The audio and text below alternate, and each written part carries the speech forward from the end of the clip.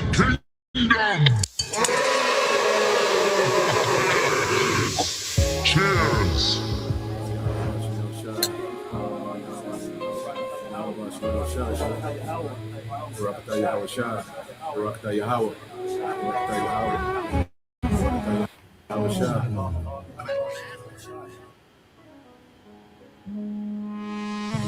A toast to the king.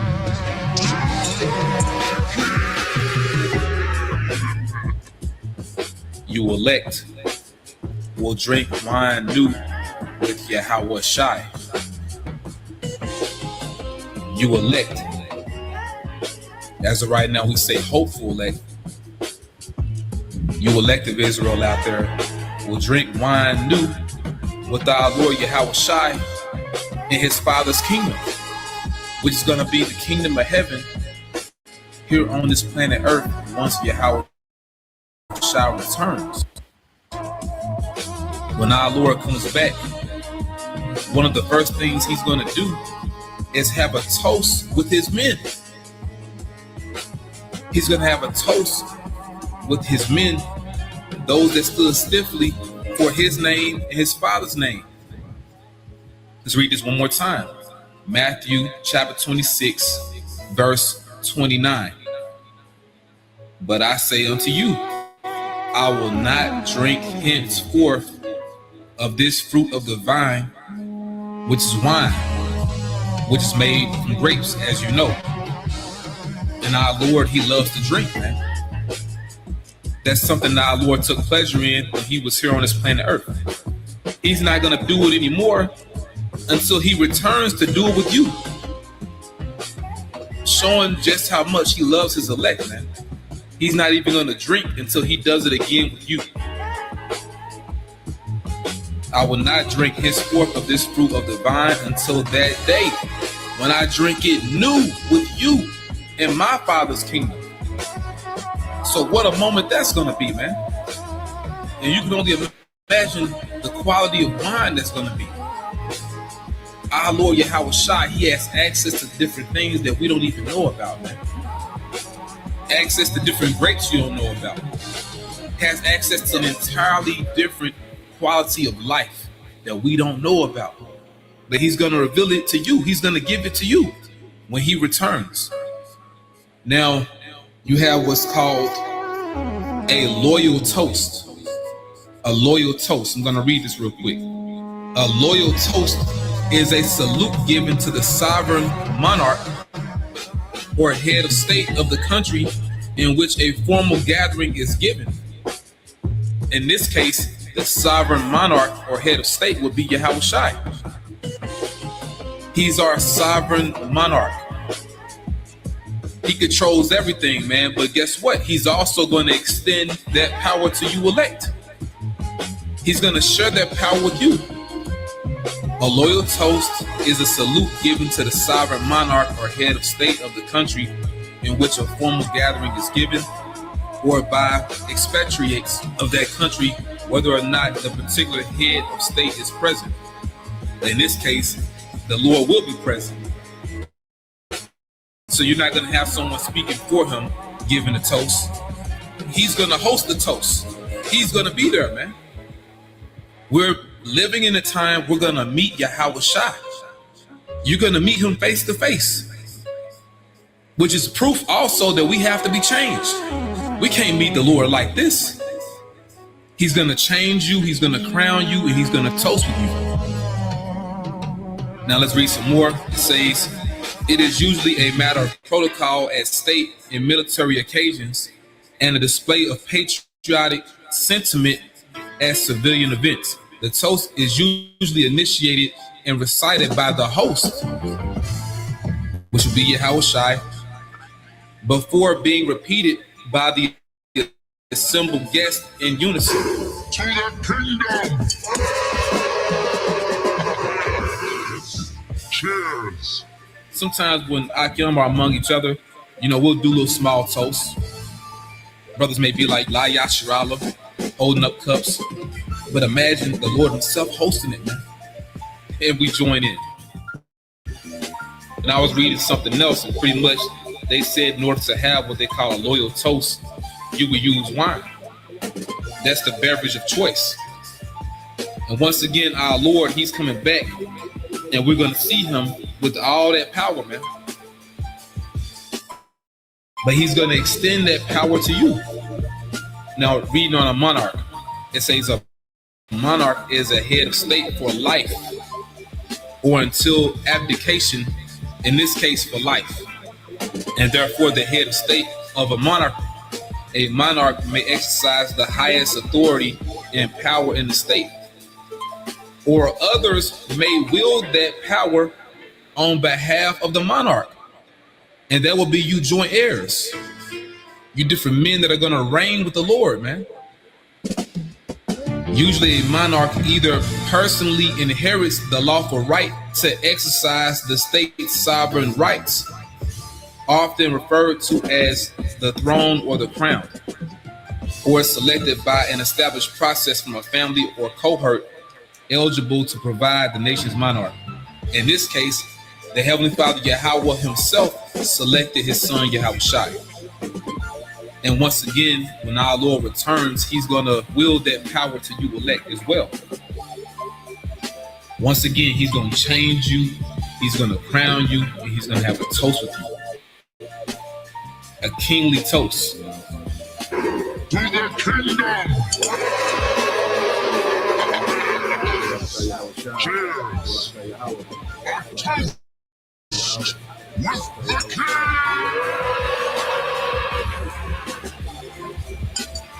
Raise your glasses, my friends. A toast with the king! A toast with the king! Raise your glasses, everyone. A toast to a prosperous future. To the king! To our glorious future!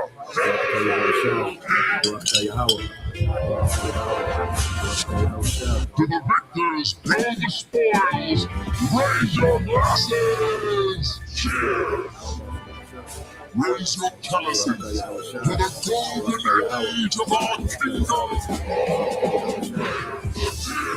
A toast to the king.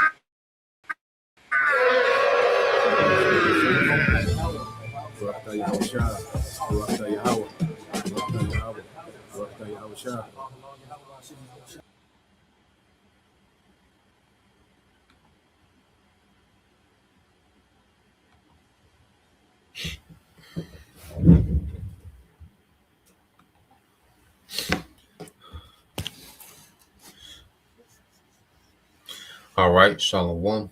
First and foremost, I would like to give all praise and glory unto Yahweh Bahashim, Yahweh Shah Bahashim, Makakwadash, and double honors unto the apostles and the elders, the GMS who rule well, teach well, being great examples to us younger brothers, and peace and blessings and salutation to the hopeful lake out there pushing His word and truth and in sincerity across the four winds in the name of Yahweh Bashim Yahweh Shah, pushing to get up out of here. Shalom to the hopeful lake, the believers, the listeners whom have came back to the obedience of the scriptures through faith in Yahweh Bashim Yahweh Shah. All right, going into this morning, news and prophecy, and there's a lot going on. All right, beginning of an authoritarianism. Okay, beginning of authoritarianism, and this is what we're seeing. Okay, this so-called democracy is morphing into authoritarianism.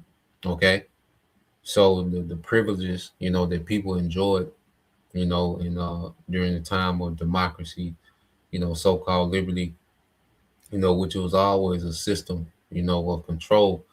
Okay, but what we're seeing it now, they're taking it to another level. All right, and the certain privileges that you had under democracy are going to be stripped away. Okay, because this new world order is an authoritarian, all right, type government.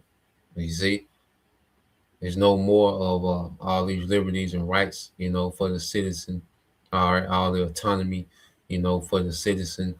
The new world order they're speaking about, there'll be no more, private gardens. Okay, no more land ownership. Okay, no more, the ability to, do barter and trade outside of the digital currency. So it's going to be a system, all right, of control that the earth has never seen. This is what the devil has in mind, okay? But he's dressing it up, just technological utopia for the masses, you know. He's going to dress it up with convenience and all this other talk. But at the end of the day, all right, this is a very, authoritarian style government that these devils are rolling out. Now let's get this word, this definition to authoritarian. Okay.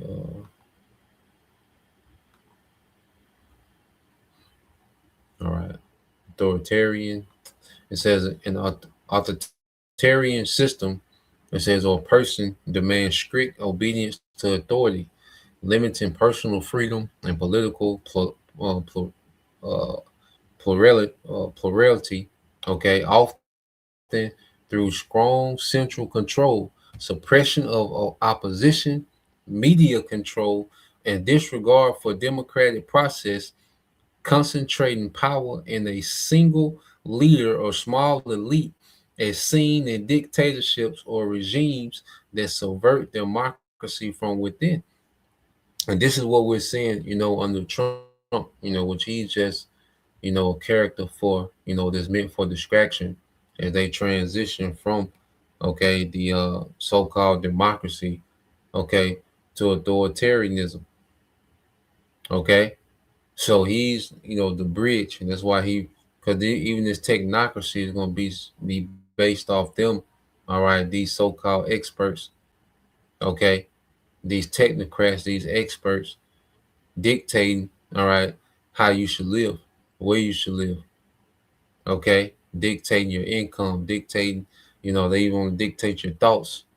That's why he's tapping into, the neural link, okay. So it's going to be an authoritarian system, like I say, on a level that the earth has never seen, okay, and they're centralizing the control to one government. This new world order is based on the one world government, okay, one world currency, one world religion after Satan.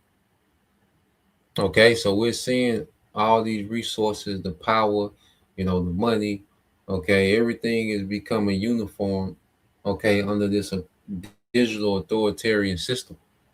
Okay, and what we're seeing now with the ICE, okay, the attack on free speech, because before they can really bring an authoritarian regime in, they have to first attack free speech, you know, remove free speech, which removes all alternative talking points to their agenda. Okay, and we know it begins with the prophets. Okay, so the devil is acting just as, the scriptures say he would in the latter times. Okay, so let's read this again. It says, an authoritarian system or person demands strict obedience to authority, limiting personal freedom and political, all right, plurality, you know, often through strong central control, and they already been limiting, what they call political, all right, plurality, because they have, limited the choice, all right, between the left and the right, Democrats and Republicans.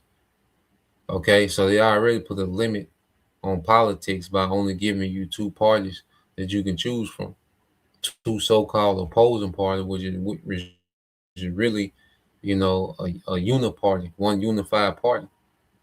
Okay, but they just play in two characters, just like, everything else. They just play according to the script. All right, to cause division amongst the masses. Okay, but this elite, this small group is unified. Okay, but they go play, these two different opposing parties. They go play their role, their script, to cause division amongst the masses because it's easy to control a divided society. It's easy to manipulate. Okay, because really the easiest way to control a society is to rule in righteousness. Okay, if you ruled in righteousness, the earth will self-govern itself in righteousness. If you enforce righteousness in the earth, and that's what we're going to do under Yahweh Shai. We're going to enforce righteousness, okay, in the earth. That's going to be the standard in the earth. you know, which righteousness governs itself. Okay, on the low level, on the lower tier, where you don't have to be, all, the government doesn't have to do overreach into people's personal lives and people's day to day. You don't have to micromanage a society if you just enforce a righteous standard. The reason why this man has to micromanage, okay, society, because he's wicked. Okay, and he's created a wicked society, man. Okay, so let's get a few precepts, and then I got quite a few videos, man. Just it's a lot in the happening, so we'll marathon this thing today. It's the Sabbath, Shabbat. Okay, the last one, before the new moon come in, Sunday evening. So yeah, we'll marathon this thing this morning. Our Ratazah. So let's go here. It's the book of Revelation, chapter 12 and verse 12. Okay, and it says, "Therefore rejoice, ye heavens, and ye that dwell in them. Woe to the inhabitants of the earth and of the sea, for the devil," all right, Esau, Edom, okay, he's the devil, he's the wicked that the Bible speak of. It said, "For the devil is come down unto you having great wrath, because he knoweth that he had but a short time." Okay, so this devil, he knows that he has but a short time to try to pull this off. Remember, he's fighting against time. You see, time is a major factor dealing with this devil. Okay, so this devil is on time restraints. All right, this new world order is time sensitive. He got to pull this off, man. He don't have time to pity pat, play around.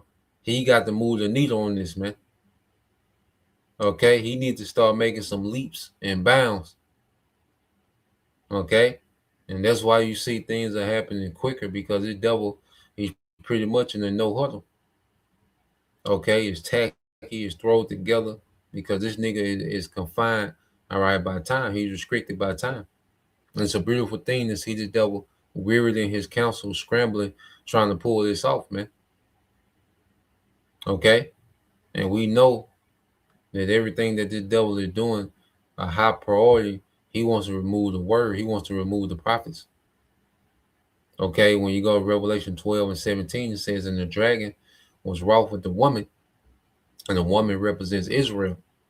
Okay, because no matter how much technology, how much money, how much military might, how much he has the people deceived, okay, he knows one thing: we're the children of the blessing. Okay, the blessing belongs to us. You see, and what he's trying to do with this new world order, okay, he's trying to fabricate his own blessing. You see, he wants to X out our blessing.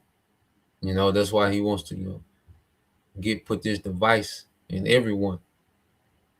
Because he mainly wants Israel to be guilty, okay, of selling out.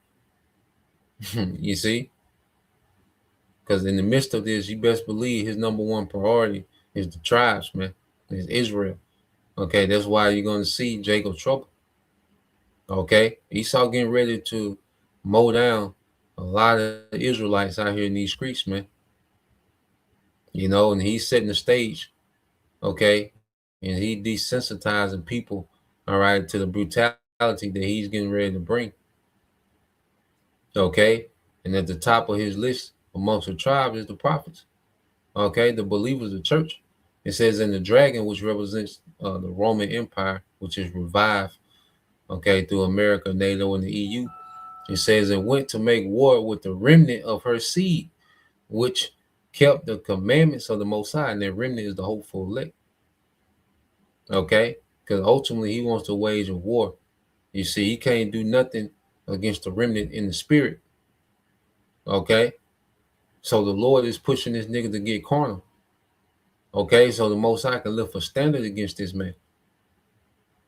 And see, we got to remember Esau's in the trick bag and all of this, man. No one's more deceived than him. Okay, this devil gets off on deceiving the masses and being, 10 steps, a generation or two ahead of everyone else. Okay, but there's no one on the earth that's more deceived than him. The fact that he think that he can pull this off, this man is deceived. He's hardened. Okay, the fact that he thinks that he's just gonna have his way with the elect, with the remnant, this man is deceived. Okay, the Most High has hardened this man in foolishness, man. Okay, this is a dumb idea what the devil is doing, but the Lord has this man doubling down on it because he's hardened, and the Lord wants to judge this man. Okay, so the Lord has raised up a remnant in the midst of the kingdom of our enemies, man. Okay, and to tell this nigga about himself, man. So it's only a matter of time. Okay, for the devil. Okay, the Lord, puts it in his mind to make his move towards, the church, the prophets, man. And that's when things are going to change. There are going to be some martyrs. So when these things happen, we're not shook. We know, okay, this is written. This is part of it. Okay, but that doesn't disannul. But the Lord is going to raise a standard against this devil, man. That he's not going to be able to do nothing with. Okay, so just reading it back from the top, it says, "And the dragon was wroth with the woman, and went to make war with the remnant of her seed, which keep the commandments of the Most High, and have the testimony of Yahweh Shah Hamashiach," man. You know, so you have the prophets that the Lord has raised up with the testimony of Yahweh Shah. As we teach Yahweh Shah, to our people, what his sacrifice meant. Okay, that we have now, you know, um, favor with our power again through that sacrifice. Through us believing on that sacrifice, through us believing in the resurrection. Okay, and also that Yahweh Shai is coming to conquer the earth in righteousness, man. And that testimony is irksome to these devils. Okay, and it's going to eventually provoke the devil to go with his move. Okay, so I got a few videos first. We're going to see, you know, a we're going to constantly see an attack, freedom of speech, and that's part of this digital ID, that they want people to have to get on the internet. Even in the UK, they were saying you was going to need this ID, for work. But see, in the UK, they pushed back against that, so now they had to scale back, and now the digital ID is not required to work, but they tried to come out there hard. That nigga, what's that devil name? Prime Minister of Britain, saying some Steimer, some weird, weird Edomite looking nigga. But yeah, they tried to enforce, the digital ID, under the guise of you needed to work. Okay, well, it was such a pushback that they had to scale back on it. Okay, so the Lord is forcing it to where this devil, he's gonna have to do something drastic. Okay, he's gonna have to do something drastic to really get this thing into the next phase, to really get the civil unrest that he wants, to really get the compliance that he wants. This devil's gonna have to do something drastic, man. Okay, so a 2026, man, it'd be hard. It's hard to believe that this year will pass by without something drastic happen, taking this thing to another phase. Okay, but let's go here because this is dealing with what they're doing in Australia, and we know in Australia, all right, is what they call a pilot. Okay, they like to pilot, certain things in Australia. Even with the C-19, Australia has some of the most austere measures. You know, so places like Australia, certain places like Sweden, and particular things, they use certain different, countries and governments, as a pilot, to see how these things are run. Okay, so now you go back here to Australia, and now they're supposedly about to pass certain bills, okay, to crack down on, what they call hate speech, which that's been the topic, amongst, you know, policymakers and lawmakers, okay, for the last several years, okay, and ultimately, they want to cut out, any alternative narrative and mainly this word. Okay, so let's play this. All right. Let's talk about Australia. Well, next week, Australia will take up consideration of their combating anti-Semitism, hate, and extremism bill in Parliament. This is one of the most draconian pieces of legislation hit the English-speaking world. The Green Party has now come out posting their concerns, saying they will not support it in its current form, and that it may have some unintended consequences. You think? It's funny. Their concerns seem to go the opposite. They don't think maybe it goes far enough. They think, hey, why are we just covering like religious Jews, like against anti-Semitism? Why shouldn't we also cover LGBTQ plus? Like, let's put everything we can into this hate speech bucket. Okay. Have they gone completely insane in Australia? Here to help us understand what is happening is Maria Z. Welcome back to the show from Z Media. Great to have you here, keeping her eye on the pulse of everything what's happening there. How close are we to seeing these things actually passed, Maria? Great to see you. Great to see you as well. Thank you for having me back. It's yet to be determined at this stage. It looks like the Greens do want some amendments made, as you said. The opposition party, which is actually, so the party in power at the moment is Labor, which is kind of like the Democrats here. The opposition is the Liberal Party, which is actually supposed to be more like Republicans. But Australia is very similar to the US in the sense that what you have most of the time is a uniparty. So the opposition, and they have their two-party system everywhere. This is their two-party system, because amongst Australia they have the Labor Party and the Liberal, all right, the Liberty Party, whatever. But it's the same two, okay, horns like a lamb, okay. But now this whole system is getting ready to be draconian, okay. But they have that same two-party system all throughout, this beast system, these EU nations, okay, America, all right, which Australia is a spinoff of, the British Empire. It was once under the crown. Australia was once, a province under the crown of Britain, okay. So it's an extension of this beast system, you see. the Liberals, aka like the Republicans, are saying, we're not really supporting this. We actually want to introduce our own version of this. Whichever way you turn, they're all saying seemingly that it doesn't go far enough, or they want to amend it in some ways. No one's saying, actually, no, this should be abolished altogether. And it should be, Clayton, because there is no such thing as hate speech. Hate speech is simply speech that certain people don't like. And guess what? You're not God. You don't get to decide who is and isn't allowed to say what they want to say. And it's just insane to me. But what we do have is this lockstep approach across multiple countries. We have similar pushes here in the US for these types of hate speech laws. So people in America should be paying attention to what's happening over there, because similar arguments are being made here. Now, if you want, I can take you through some of the most egregious points in this bill.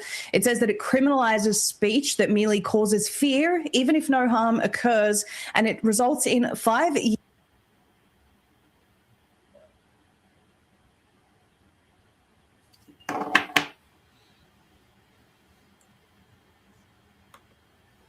Come on now. 4726.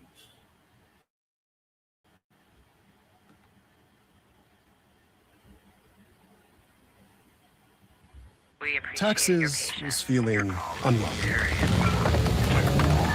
Now taxes? Absolutely. Yes, lucky, Sometimes it buffer from time to time. But I think go back to the point.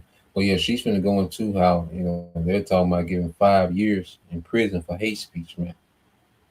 And this is draconian, harsh punishment, for, If no harm occurs, and it, for minor offenses, harsh crimes for minor offenses. Okay. results in 5 years imprisonment. This is very similar to previous laws that they've passed, which suggest that if you say anything quote unquote reckless, you could go to jail without trial.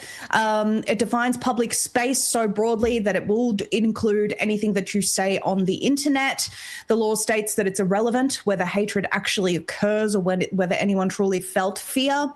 You are guilty. How are you going to measure that, right? It's 5 years in prison because you caused fear. Someone had fear based on something you said on the internet, but then we don't really care if we can even measure your fear. So who's going to enforce Yes, that's it's right. Crazy. And even if no hatred actually occurred, it's basically the government saying we get to decide unilaterally what we do and don't like. That's what this bill is.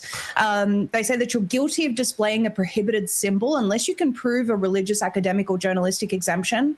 I do want to talk about the implications for Christianity in this bill as well, Clayton, because I think Australia is moving to criminalize Christianity, and that seems to be clear in this bill. I'll get to that. It says that the Australian Federal Police Minister... And they're making it to where, they're making these laws so vague, to it's left up to the discretion of the government to decide, what's hate speech, what's anti-government, okay, what's treacherous, what's what causes sedition and fear. Okay, so it's left up to the discretion of the government, and they're just making it easy, to persecute the masses, man. Ultimately, the dragon was wroth with the woman and went to make war with her seed. Okay, so they put these type of laws in the books. Okay, well, that gives them, the green light to go for their move. Okay, so this is what we're seeing, set up, man. Things are about to get, very authoritarian. Okay, so the days of pseudo democracy, okay, all these rights and freedoms and liberties and privileges, okay, saying what you want, you see that's going to be done away with. Okay, this new world order system is a very strict, okay, authoritarian type dictatorship, okay, enforced through technology. Okay, so one of the first things that's attacked, okay, is always the free speech. To control the masses, they need to control the narrative. Okay. That can declare quote unquote prohibited groups without any procedural fairness. So they decide who is and isn't prohibited. Obviously, this will have implications for any political parties, Rise Up or community action groups. People form groups, push back on legislation, for example, they could suddenly declare they're prohibited or hostile to the government. And the powers can actually extend to actions that occurred outside Australia. So say you're a citizen that says, it's no longer safe to live in this country, I'm leaving. And on top of that, they can actually do it based on retroactive conduct. So no one knows how far back they want to go. Yes, no one knows how far back they want to go, but that's included. Wow, you could go back in your social media feed years and find something that they find offensive, which may have caused fear. How are they going to measure? It may have caused fear then, but we don't know. How do we quantify this? We have no idea.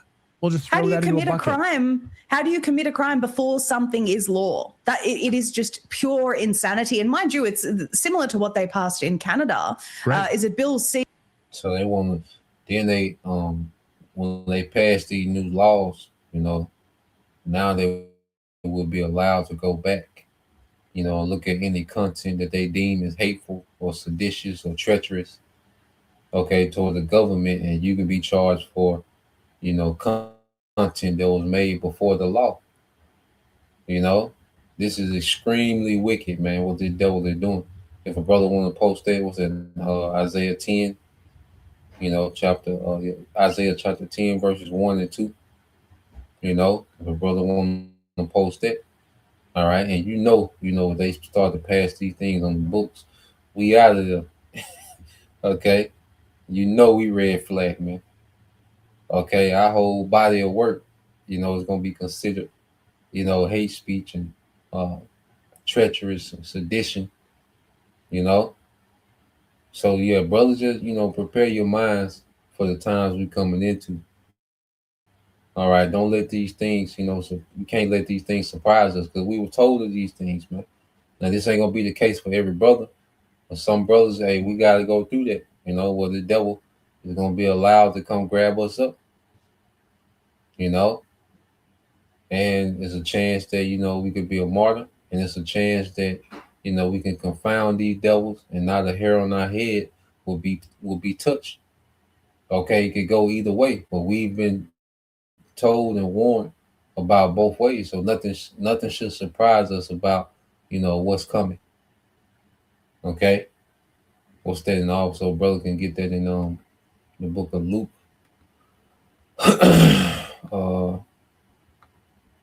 Might be quite a few. I might have to go to it myself. Matter of fact, let me go to that now, and then we'll come back to this video. Let a few minutes of that video play. So let's go here real quick. Let's get these two before I get there. So this is the book of Isaiah chapter 29 and verse 20. And it says, "For the terrible one is brought to naught." And this is Esau. And see, what we have to understand, this devil loses. Okay? He gonna, lash out. He gonna throw a tantrum. Because that's what this nigga doing. He's throwing a tantrum, man. He's a big child in rulership that's throwing a tantrum, man. Okay? But he's finna lose. He's finna be brought to naught, man. The Lord finna strip Esau from everything. All right? The Lord gonna destroy his military. He's gonna take his this money, this banking system that he's enriched himself with. The Lord's finna destroy everything the devil has and everything that he's built up. Okay, his power and authority, he's gonna be brought to naught. Okay, so we have to understand this is the end game.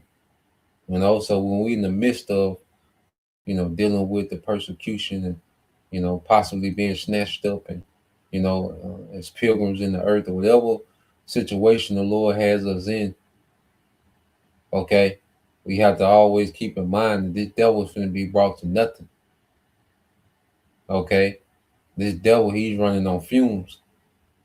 Okay, and with his last, little piece of power, okay, he's finna lash out. And it says, "And the scorner is consumed, and all that watch for iniquity are cut off," man. Okay, so this devil, his rulership is coming to an end. This is he's at his expiration date. Okay, and he don't want to let go. Okay, and he's getting ready to throw a tantrum.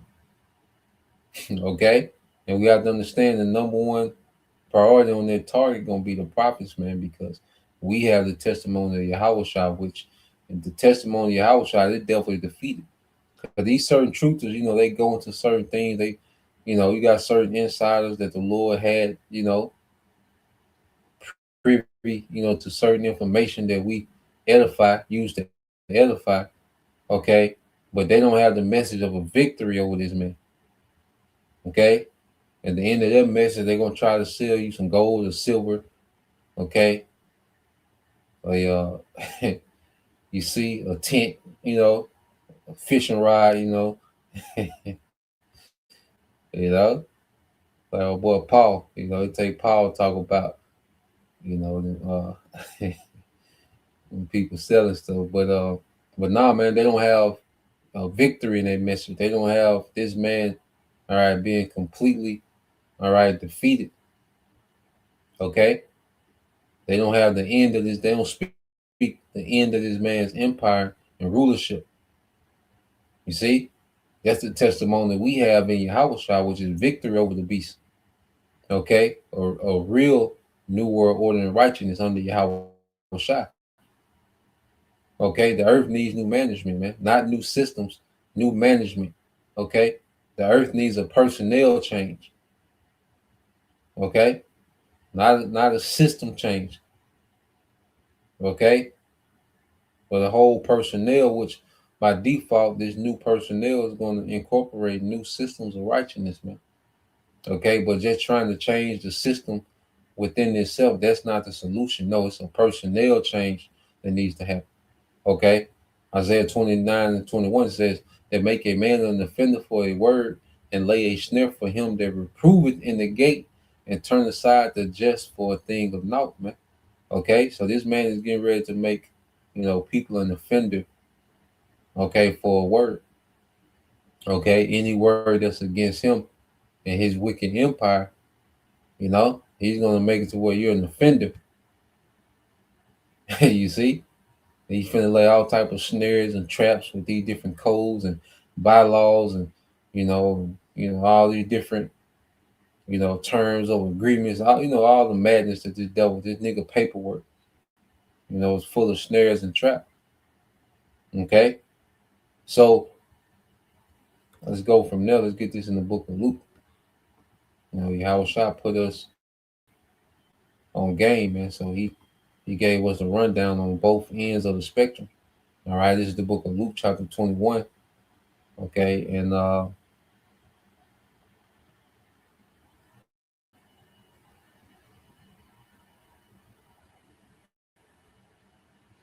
this is Luke 21:12. It said, "But before all these, they shall lay their hands on you and persecute you, delivering you up to the synagogues and into prisons, being brought before kings and rulers for my name's sake."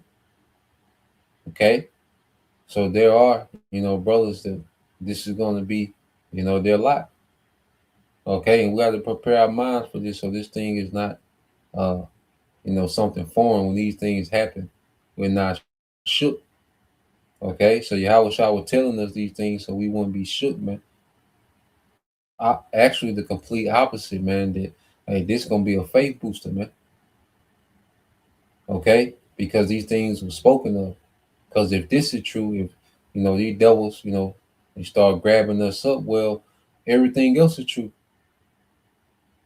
You see?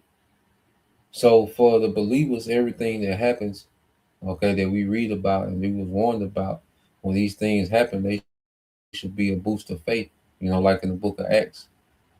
Okay, if they was beaten, for teaching Yahweh Shah, and they rejoiced in that, because they understood that we was warned of these things and they happened. So if this is true, everything else is true. Okay, immortality is true, rulership is true, man. Okay, Yahweh Shah coming to wage war on our behalf, man. Us going in those chariots, man. Okay, a little one become 1,000, a small one, a strong nation, man. All those things are true as well. You see? So that's the mindset we want to have going into these times, man, because we could be, okay, in many different situations, but we've been warned of them all. Okay? Behold, the devil shall cast some of you into prison. Be thou faithful unto death, and I will give thee what? The crown of life, man. Hey, we're going to have rulership over eternity, man. You see, authority over eternity under Yahweh Bashim al-Shah, man. You see? And this is something this world doesn't offer.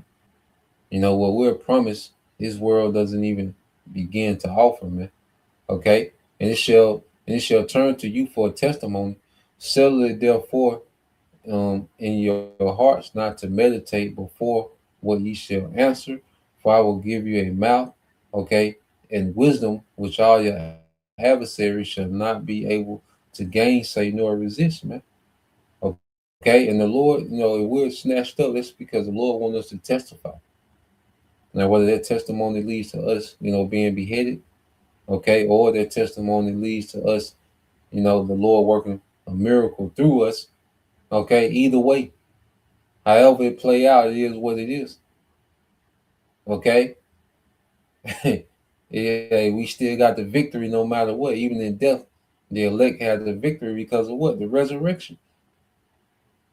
You see, so we have to look at death differently in these times, man. It's not a loss. This world looks at death as a loss, man, but for the hopeful elect, that's still a victory, man. There's still a triumph over this system because, we died on our feet and not bending the knee to this system, man.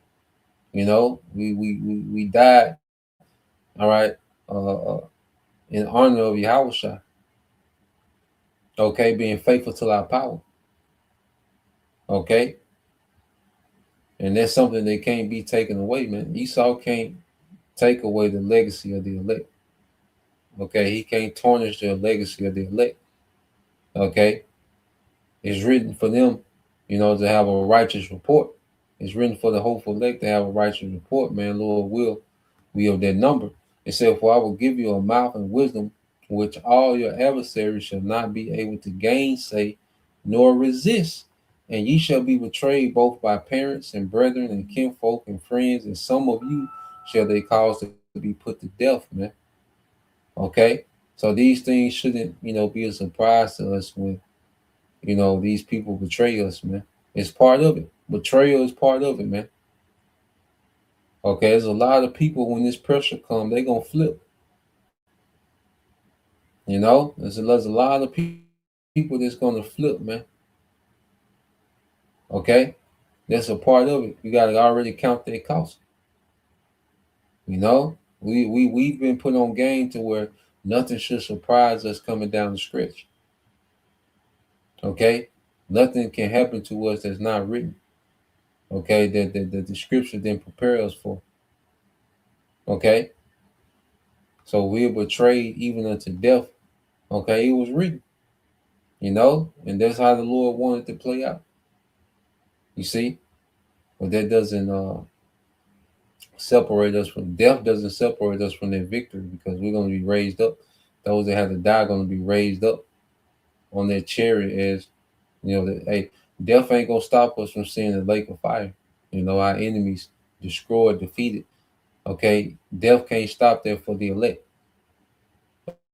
Okay, and we have to be rooted in that understanding. And it says, "And you shall be hated of all men for my name's sake, but there shall not a hair on your head perish."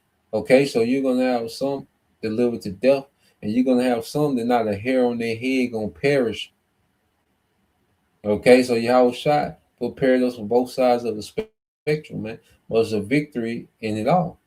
Okay, it says, "In your patience possess you your souls." Okay, so no matter what circumstances we in, man, we have to remain patient and wait on the Lord's favor. Okay, and if it's the lot, okay, if it's our lot, to be beheaded for the witness, well, He gonna give us a spirit to endure that. So we still gotta wait on the Lord either way. But what's not an option is bending the knee. Okay, but denouncing Yahweh by Shema shot, man, for this beast system, nah, man. Then we always have these examples of our forefathers, how they stood in the paint during the execution, man. Okay, let's go here to the book of Daniel. All right, when it was made a decree, okay, for them, to bow down to the image, okay, which we're in the same position, okay, as they call them Shadrach, Meshach, and Abednego, okay, which is uh, Hananiah, all right, Mishael, and Azariah, okay, in the Hebrew, okay, but there's Nebuchadnezzar, gave this decree to bend the knee to his image, which this devil Esau Edom, he's getting ready to give the decree to bend the knee to his image, man, which is going to be this MOTB, which links you to, all right, his new system of AI, digital public infrastructure, replacing the Most High with technology. Okay, that C-hip is a small device, okay, but it hooks you up to a global system, man, of rebellion. It links you to a global system of rebellion, man. Okay, and it's in the image of Esau Edom, the devil. Okay, so this man wants us again to bow down to his image. Okay, well, Lord will, we have, the spirit, okay, of Hananiah, Mishael, and Azariah. Okay, it said, "Nebuchadnezzar spake and said unto them, Is it true, all right, O Hananiah, Mishael, and Azariah, do you not serve my gods, nor worship the golden image which I have set up?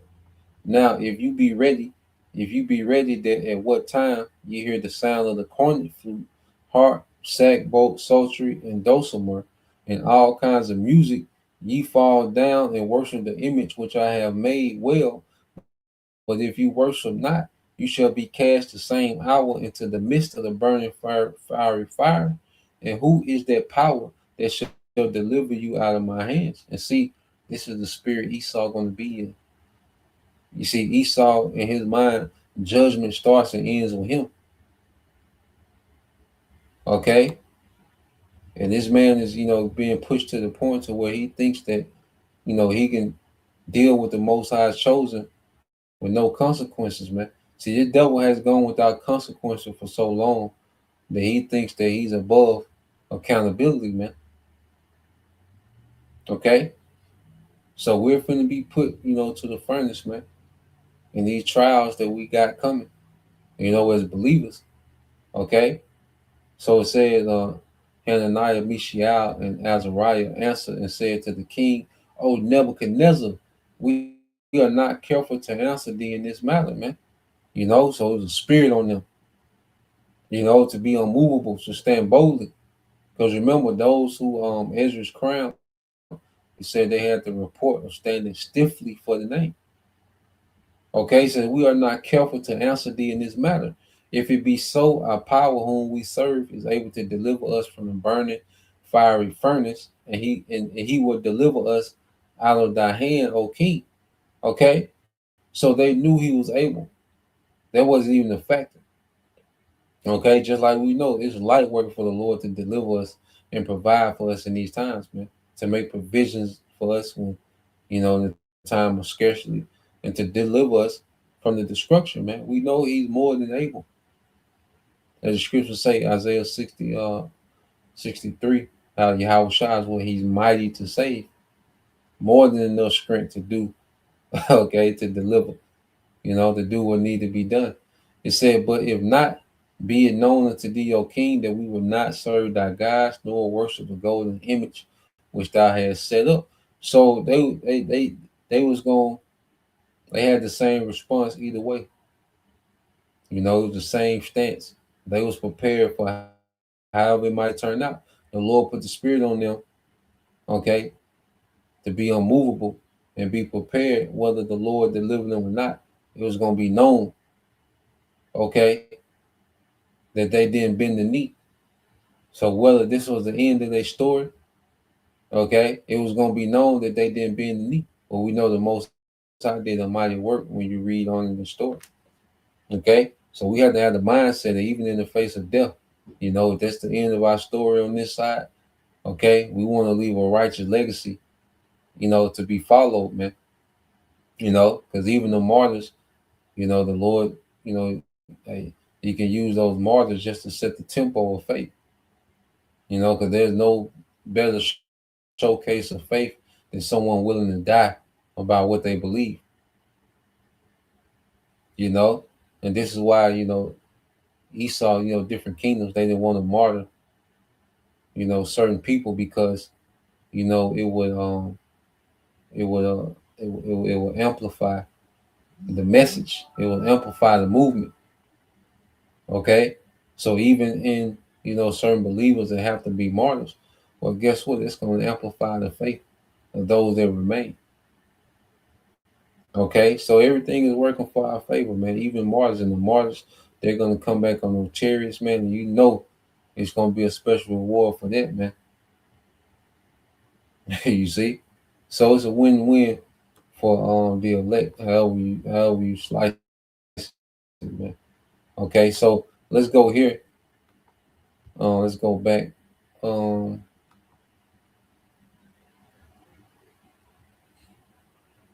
play a little more of this on Australia. The C93, I think, forgive me if I'm wrong about that one, but there are very similar bills in Canada.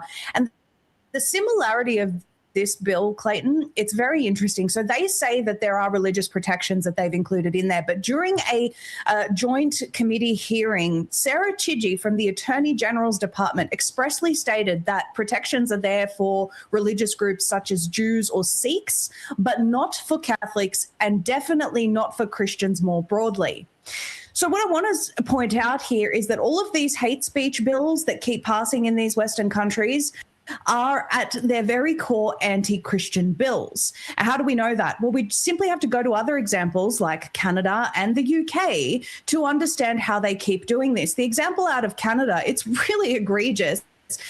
They actually used an example of an Islamic preacher who basically called for violence against Zionist aggressors. This was his words, and then he claimed that his remarks were a prayer and therefore could not, under the existing law, be classed as hate speech. The prosecutor actually agreed that this was his religious prayer and he could not be prosecuted.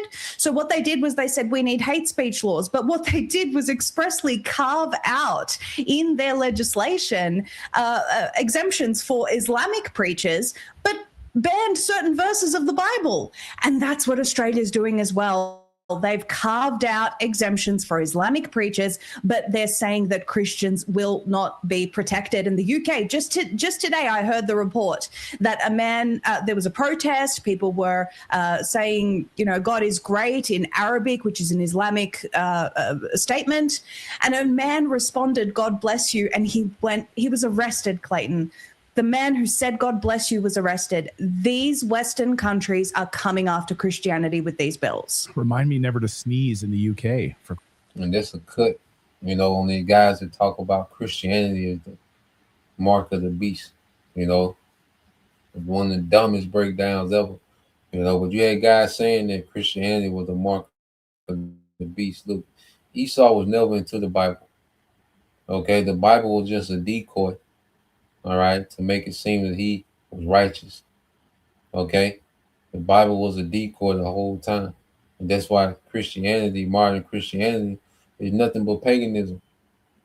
Okay, and there's no one that knows least about the Bible than a Christian.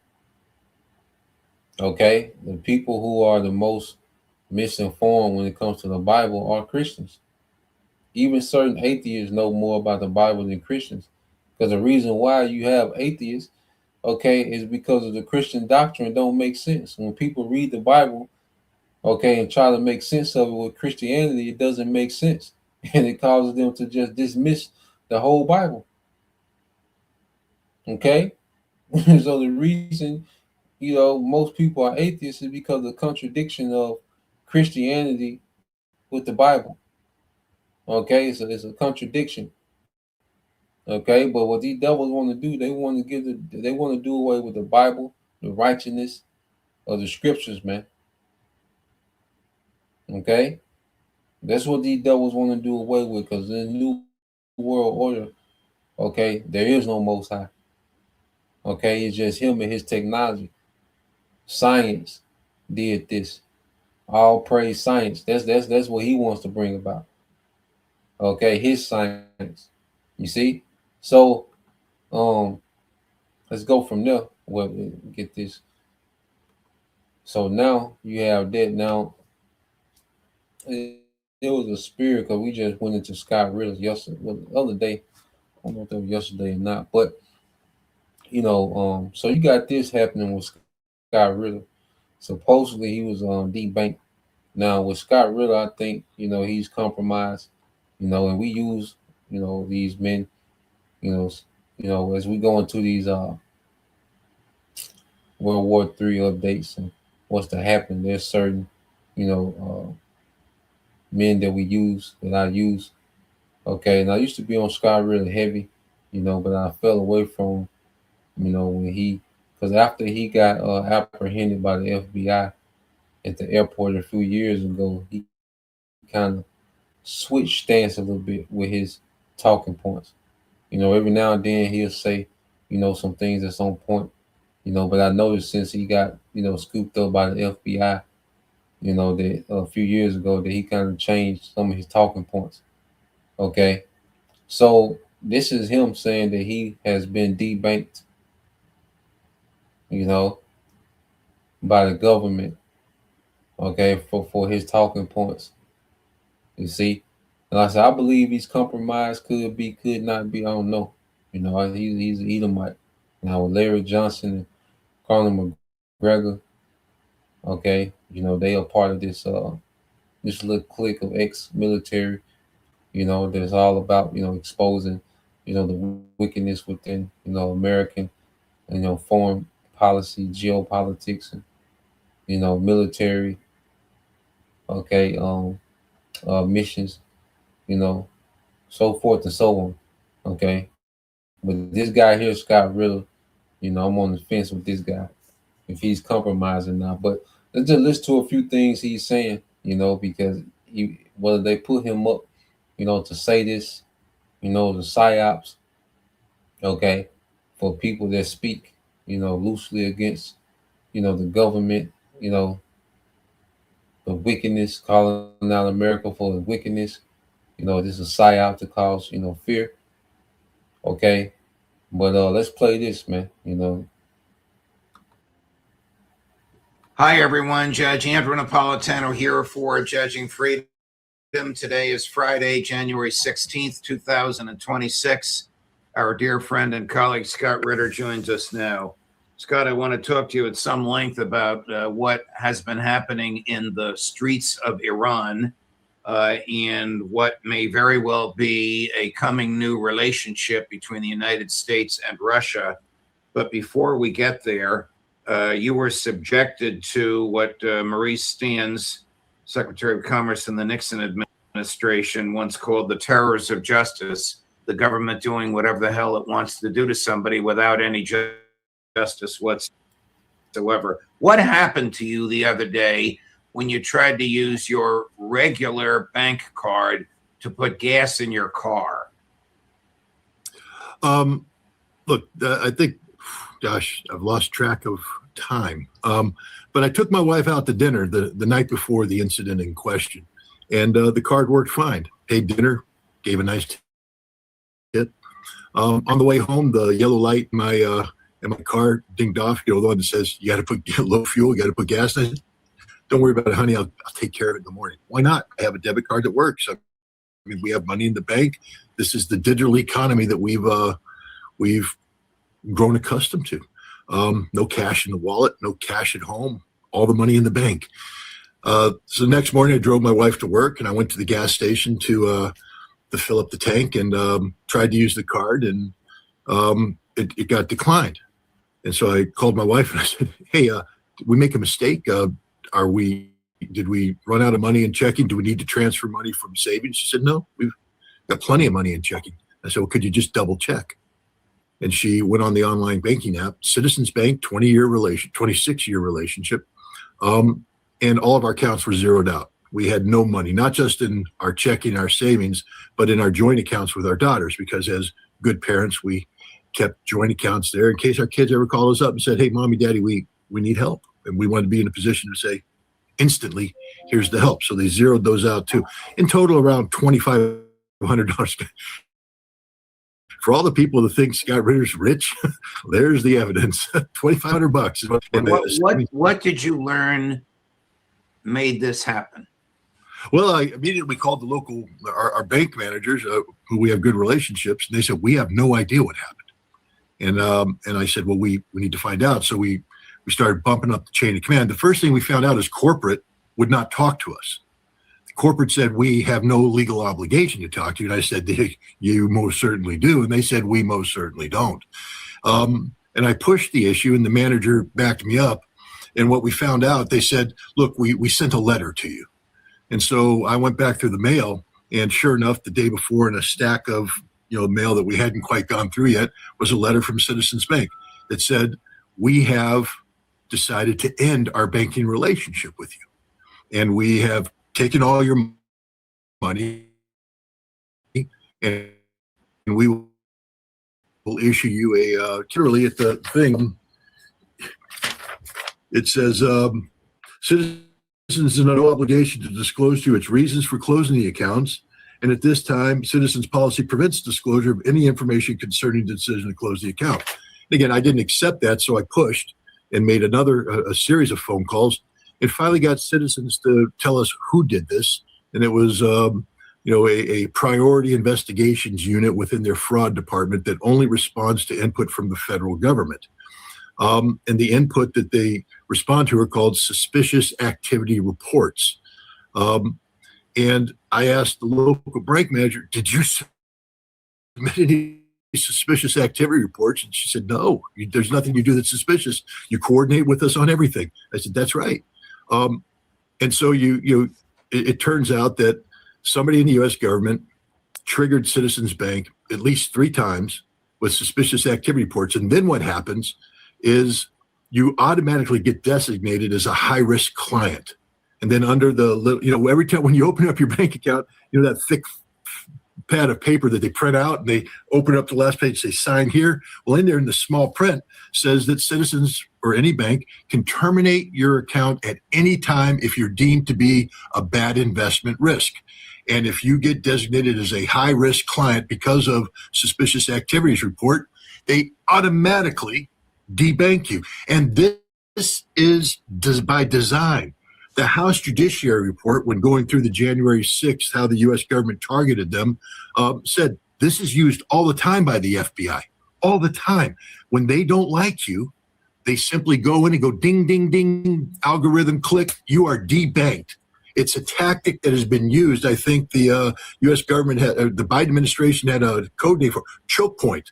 And it's just a standard tactic that's been used forever by the United States government to harass anybody who dares do things that the U.S. government's not happy about.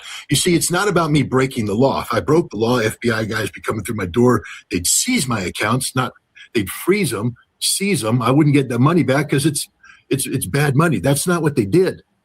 What they did is simply abuse a loophole in a law written by Congress, and Congress has acknowledged there's nothing they can do about it. Literally nothing. They call the FBI, and the FBI says, we didn't do anything. And the banks say, we can't talk to you because you wrote the law and said when a suspicious activity report is filed, we don't tell anybody. Who filed these? Well, suspicious activity report can be filed for no reason at all. Can be absolute BS. Do we know who filed this? Federal government. That's the truth. We don't know who in the federal government did it. I have reason to believe that it's the FBI because the National Security Division of the FBI has declared war against me since 1995 and has gone on record saying they are going to destroy me and my family. And so I have every reason to believe that they're continuing to live up to this threat.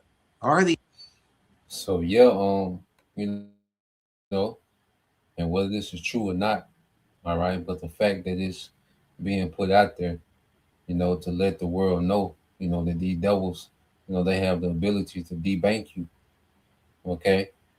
Based on your political stance, they can deem you a high-risk investment, okay? And they can just zero you out.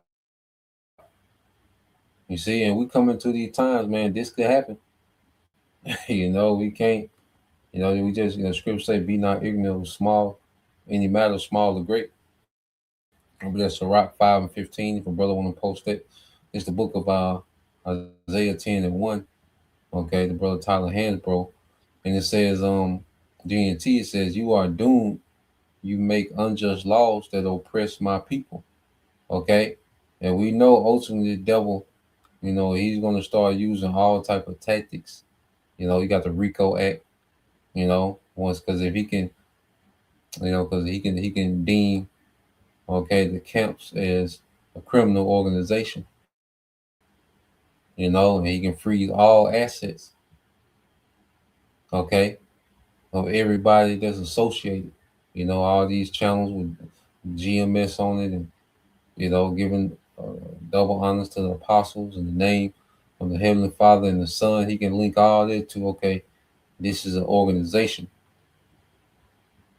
okay, and just freeze all assets, So there's no telling, because scripture says what they're going to be casting them out of their houses.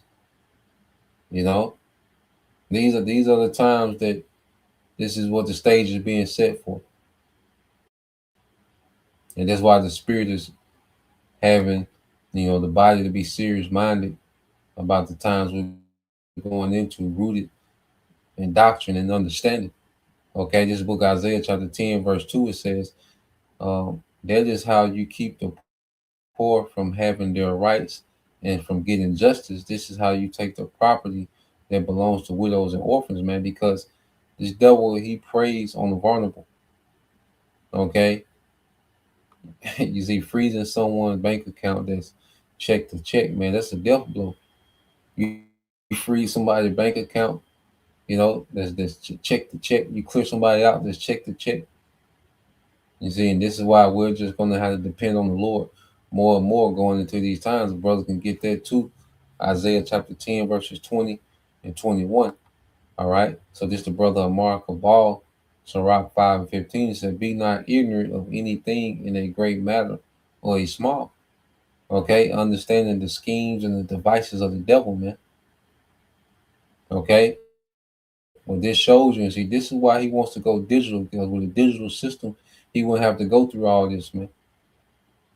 This is why he wants the digital system, because it gives him more control. To soon as you say something that, that draws a flag, they can begin to deduct, okay, or just clear you out, or just cut you off, man. And the system, this digital system is going to give him full control on whether who participate or who doesn't participate, okay, in the system. And everything is going to be done through the system, okay? So we're coming to a time we're just going to have to depend on our power, man, okay? Because right now, okay, we're, law-abiding citizens, pay our taxes, bills, traffic laws, and, we have, we work, we have etiquette, amongst the public, okay? But then there's gonna come a time to where, hey, we can't go any further in this system because it will conflict with, our obedience, our faithfulness to Yahweh Bashim Al Shai. As the scriptures say, we are to obey the Most High and not man. All right, I think this Acts 5 and 29. My brother want to get that as well. So let's go here. So now you have that. So now let's segue. With this whole thing with ICE. ICE has been, the headline these last couple of days. Just so much news, happening. But before I go to that video, let's go here. Pull this up in the chat.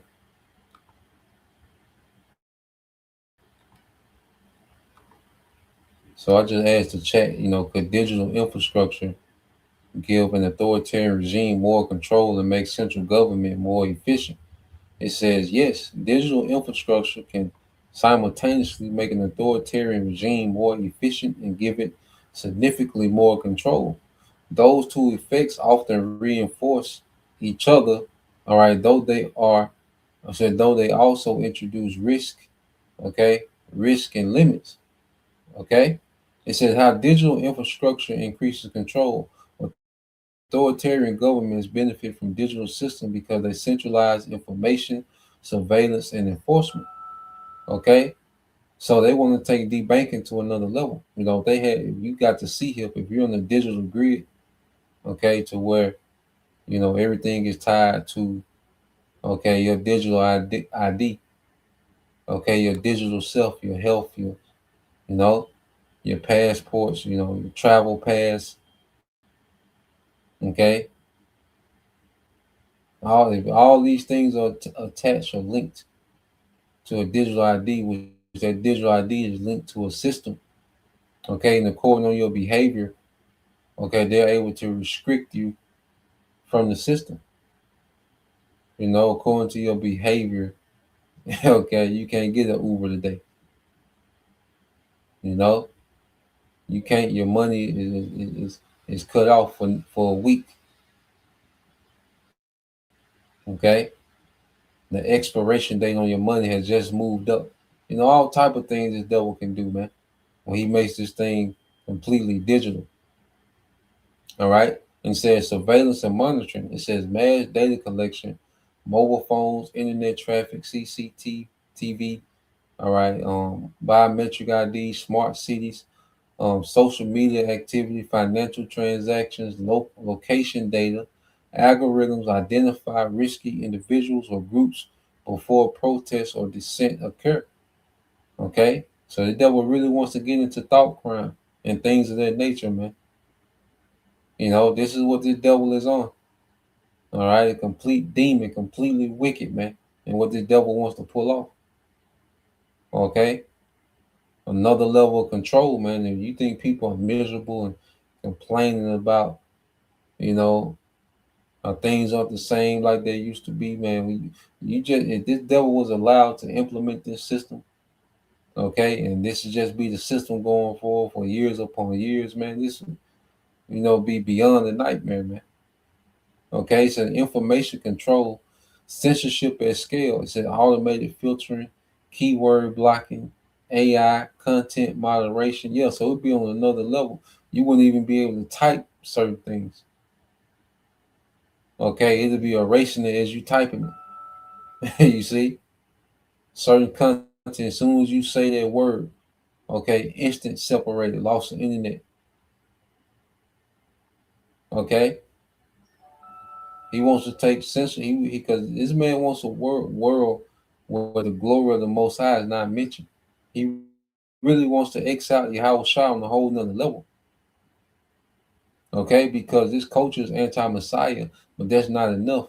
The fact that there's still, a mention of Yahweh Bashim Shah. Okay, a mention of, all right, the kingdom that's to come, the righteous kingdom to come. He wants to take that away. He doesn't even want these things mentioned. Okay, if he was able to set up, this system, man. Okay, if he was able to set up this system, man, decades on down the line, there wouldn't be no remembrance of a Bible. Okay, of laws, of the wisdom of the scriptures. Okay, it just all be him. He's the origin of wisdom. All right, it said narrative shaping, it says state backed algorithms. All right, promote appropriate content, disinformation management. Okay, enforcement leverage. Digital identity systems tie citizens to bank accounts, healthcare, and travel permissions. Social credit style mechanisms reward compliance and punish disobedient. Okay, and this is the system that he wants, to where he can reward compliance with simple. And see, his reward is the simple, like you being able to travel so far or go here or go there. Okay, simple things, the things that we are freely doing now. He wants to make that a reward in his new system, like he doing you a favor. Okay, to be able to eat meat, that's gonna be a reward in this new world system. Okay, to have a glass of wine, go to the beach, that's gonna be a reward. Okay, for compliance in his new system, man. As if he doing you something great, man. Okay, and this devil is low level, and his imitation of the Most High is extremely wicked. Okay, and it will be a miserable way to exist in the earth, man. You know, I would rather be in the spiritual realm. Okay, so let's go here.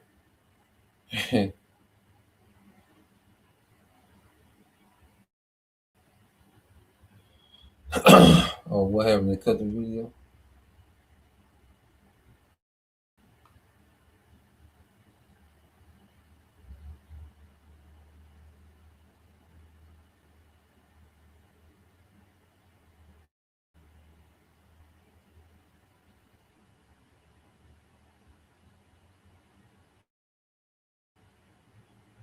Man.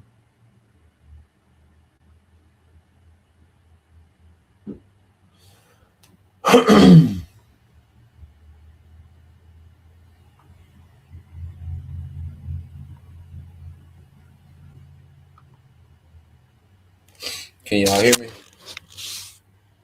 I don't know what happened. Let me know if we back.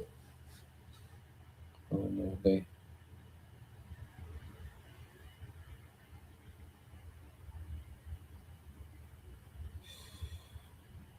Uh,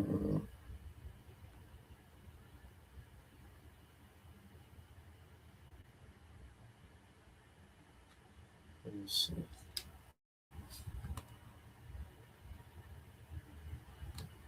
Okay, come.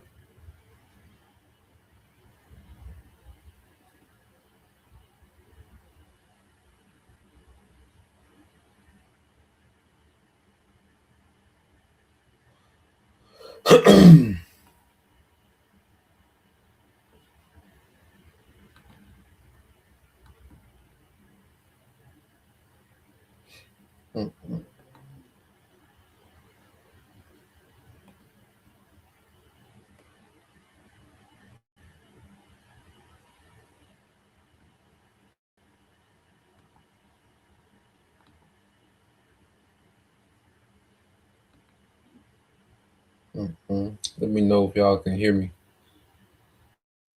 Um, Let me know if y'all see that video that I just put up. There we go.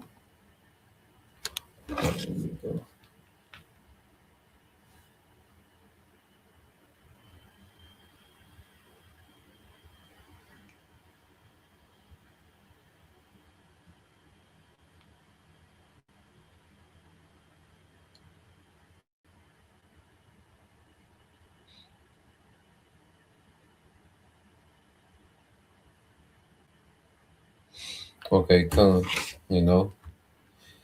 So yeah, I don't know what happened. You know, goddamn devil. Okay, so let's segue here to dealing with what's happening in Minneapolis.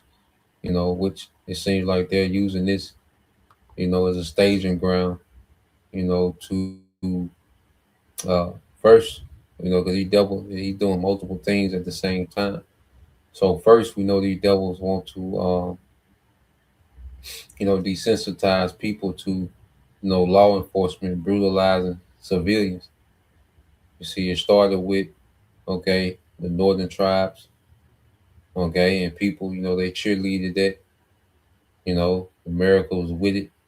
Then it worked its way to the southern tribes, these inner cities, federal law enforcement, he federalized, the law enforcement in these inner cities, your Memphis, Chicago, and DC, etc. Okay. And then what we seen of late, all right, by them, you know, supposedly, all right, unaliving this Edomite woman, well, they were sending a message to the people, that they at war with everyone,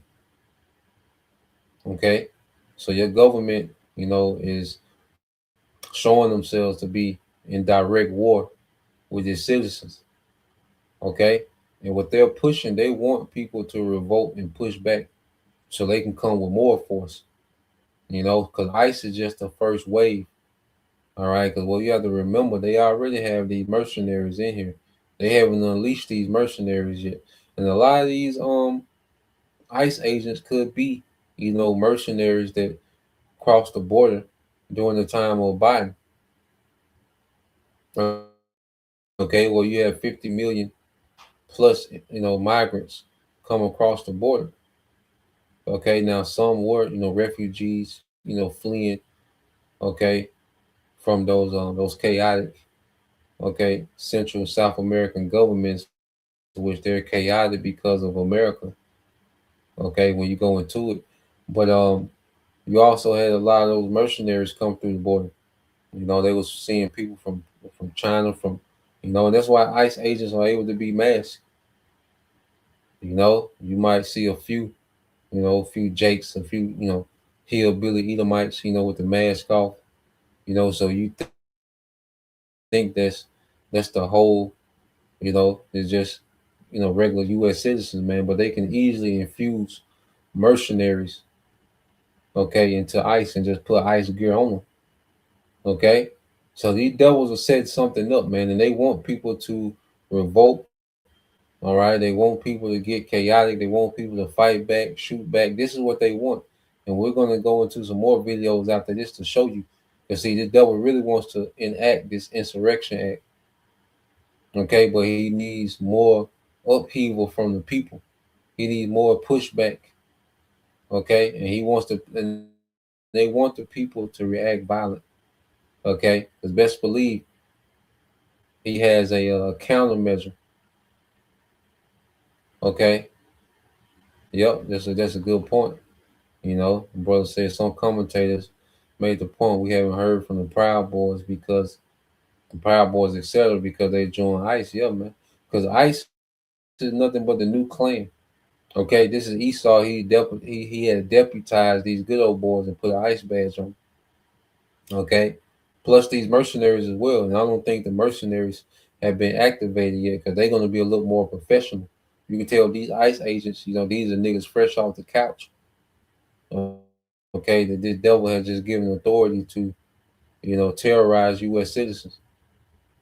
Okay, but I believe, just me personally speaking, that when the mercenaries hit, it's going to be more of a professional grade. Okay, you know, higher swords. Okay, but we're going to see. So let's play this. You know, I got quite a few videos to get into. You know, I'll be paying attention to the feed. You know, they might try to, you know, cut it again, but let's play this. President Trump is now making a new and serious threat after protests in Minneapolis grew even more chaotic overnight. And there was another shooting involving a federal agent. This agent allegedly ambushed. The president posting this, we'll put it up for you, saying that if Minnesota's politicians don't obey the law and stop the professional agitators and insurrectionists from attacking the patriots of ICE, I will institute the Insurrection Act. So that could lead to him deploying U.S. troops on U.S. soil in that state. We start with you. This has now been taken to a whole new level by the president with this threat. What are you hearing about this?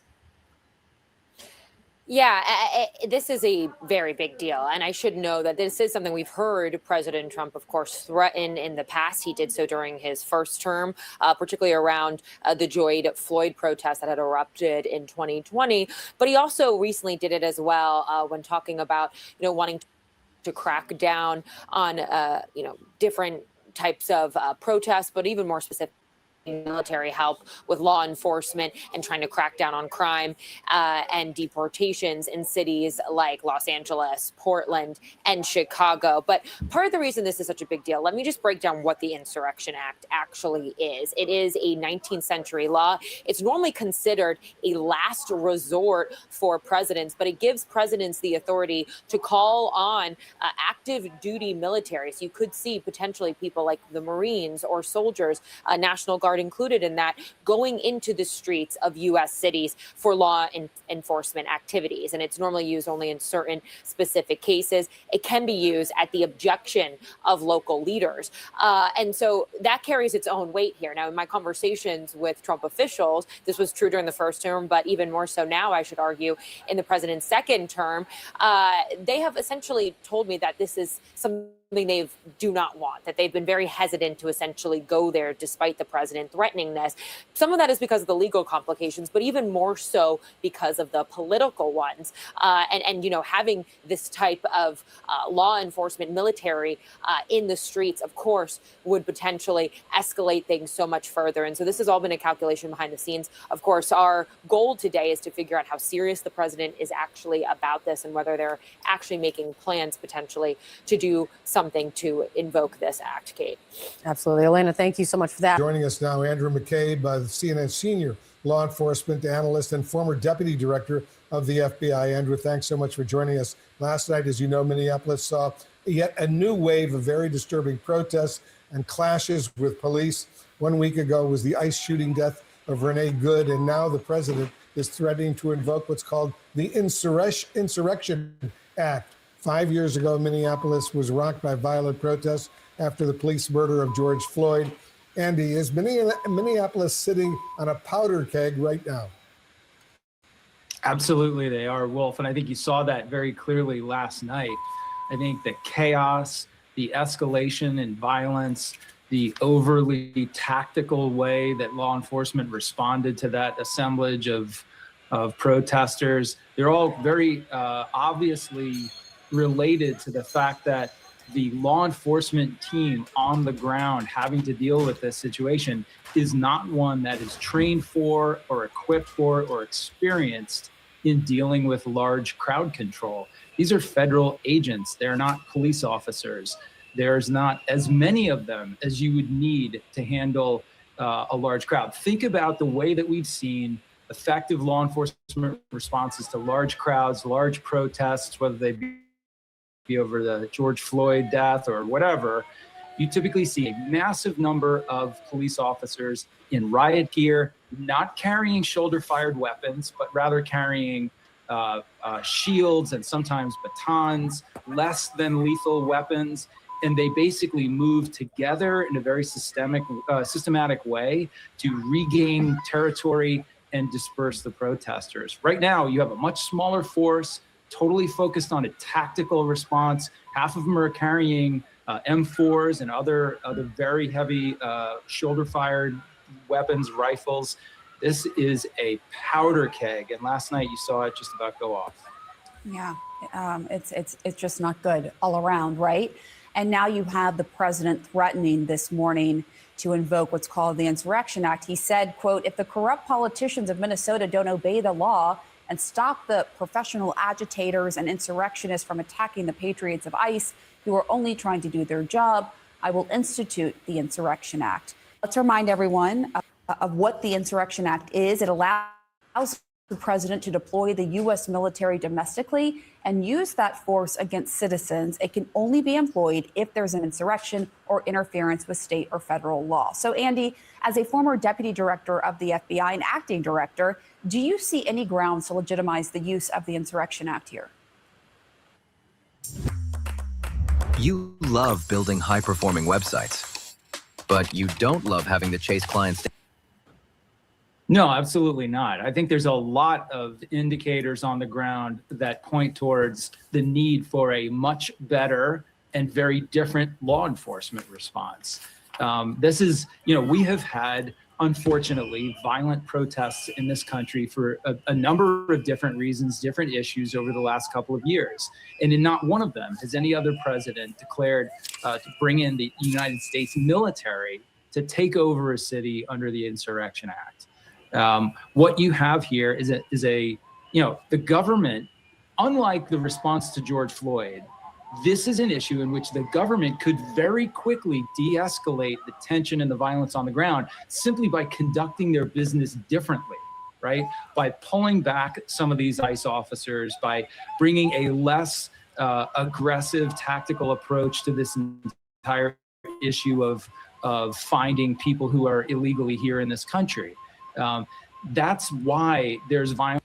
See, it was never about finding people that were illegal, okay, in the country, okay? It was to get U.S. citizens used to authoritarian law enforcement. Okay, look at the vehicle, man. This is an MRAP, man. This is a war vehicle. Okay, these are vehicles that they use for, anti-mine, you see certain missions that they will carry out, in the desert. Okay, look at the vehicles that they're using, man. All right, they're at war with the citizens. Okay, and what they're doing, they're allowing ICE, to infiltrate these different cities, different strategic points. Okay, so when these devils make certain decrees and there's true, all right, unrest and protest, they're gonna already have law enforcement in place, man, and they want you people, all right, to go crazy, man, because he wants to enact the Insurrection Act. Okay, that's why they're trying to provoke you, man. That's why they did this to an Edomite woman. They thought for sure doing this to an Edomite woman, then she was a leftist, okay, which we know all there was a psyops, but they wanted a great reaction, man. Okay, they wanted a bigger reaction than the one that they're getting, because now, they're using AI, and other means. Okay, they're using AI and other means to get you people to provoke. Yeah, like you said, bro, it's real tacky, man. See, this nigga gonna have to, Esau gonna really have to come out with something, man. You see, his propaganda, his crisis accuracy is losing its salt. So this nigga gonna have to really do something, man. He really gonna have to shut the grid down. He really gonna have to collapse the dollar, a bank glitch or whatever. He gonna have to do something drastic to get the unrest that he wants. Okay, because he done normalized people so much, to the police shooting people that, Jake thinking about the national championship, man. What Miami gonna do? Miami back to you. A nigga somewhere throwing up to you. Okay, they're not thinking about Renee Good. Okay, she gonna be a lost thought. Okay, but before the weekend over with, especially after that college national championship, niggas ain't gonna be thinking about no Renee Good. Okay, so this nigga gonna have to do something drastic, man. Like the brother said, man, it's a bad Hollywood movie. It's a lot of acting, man. I've been watching footage, and it's just been terrible acting, man. Like I said, the devil, he gonna have to do something. He gonna have to really pull something off major, man. He gonna have to cause a black swan event, as they say, something drastic. Okay, let's go here. This brother says, "A prince of the power." It says, this Isaiah 19:4 says, "And the Egyptians will I give over into the hand of a cruel lord, and a fierce king shall rule over them, said the Lord of hosts." Okay, so what we're seeing is America has been given to a hand of a cruel lord. And see, Trump is nothing but a puppet for the elites. Amalek, they're all about cruelty, especially amongst the vulnerable. Amalek get off on being cruel to the vulnerable.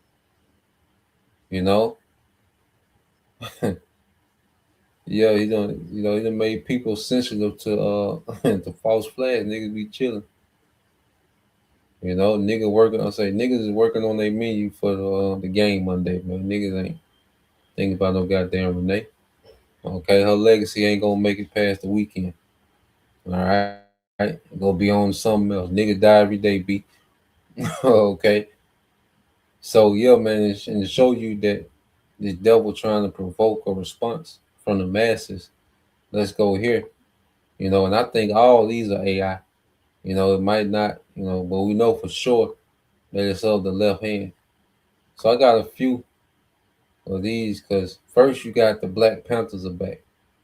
When they said the Black Panthers was back, I said, are you serious? Okay. And they said the Black Panther was back. I said, damn. This nigga desperate, man. Esau desperate, bro. The Panthers, Yeah. So now the Panthers are back, man. Showing you that this nigga want a reaction. He definitely wants you Jakes to crash out. He definitely wants you Jakes to crash out. So now, supposedly, the Black Panthers are back on the scene. All right, to resist ICE. Okay, so let's play this. Black Panther. Let's go ahead on and check this out. No ICE agent ever run up on me. I guarantee you they won't. I put a hole in their chest the size of a window. Safe line repair, safe line replace. That's what's gonna happen. They touch me. Unarmed woman was killed by ICE. If you think you're about to come and brutalize the people while we're standing here, come around and find out. Our interactions with the police and ICE, and we hold them accountable. We patrol the community and we hold them accountable. The Black Panther more aggressive now, you dig? Carry bigger guns and we don't take no shit. Places where there are a lot of immigrants at, I think that the community around them needs to take special care to them and needs to start escorting them to and from everywhere to make sure that they're safe. Because them ICE agents ain't gonna act like that if it's a bunch of people standing outside with assault rifles and shotguns. It's a semi-automatic shotgun. That means them shotgun shells that shoot out of a pump, they shoot them rapidly. If you are gonna legally arm yourself with something bigger than what they got. those who serve in the public, they should be fearful of the public. They should be fearful that the public's going to be dissatisfied with their job that they're doing, not feeling like they're tyrants, not feeling like they're bullies because they got guns and body armor and walkie-talkies. That makes them immune to whatever the people would do. I think you want to correct the ideology of the pig and the mentality of the slave catcher. You meet them with equal force. All power to the people. No power to the pig. The first. This nigga said the pig. I ain't heard nobody call it police the pig since the 70s, man. You know? But this is what they want you niggas to get, you know, militant. Okay? So this nigga done brought out, you know, 4 niggas, okay, with them city trend jackets and put a Black Panther patch on these niggas. And now the Black Panther Party is back in effect. Okay, talking about escorting immigrants. Nigga, it's 7 of y'all niggas. Okay? Who the hell y'all gonna escort? So, you know, this is tacky, man. This is terrible, man. Okay? This is terrible, man. You see? And more than likely, like I say, there's AI. Okay? Yeah, Jake got the, you know, 4 niggas in there, and now the Black Panthers are back.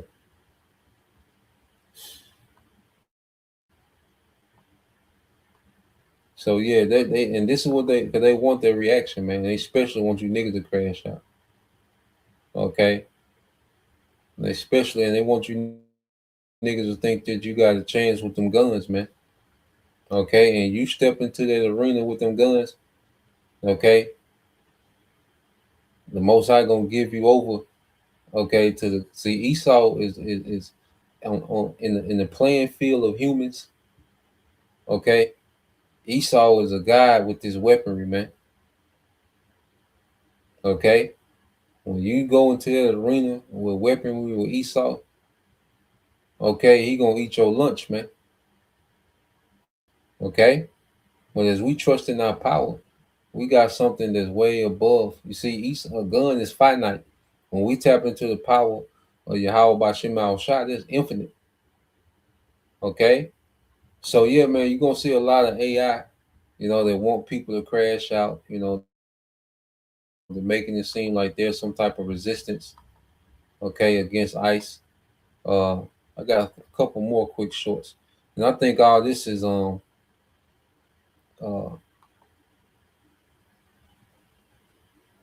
think all this is AI. Y'all brothers, let me know, you know, what y'all think. Well, I think both of these next clips is AI too.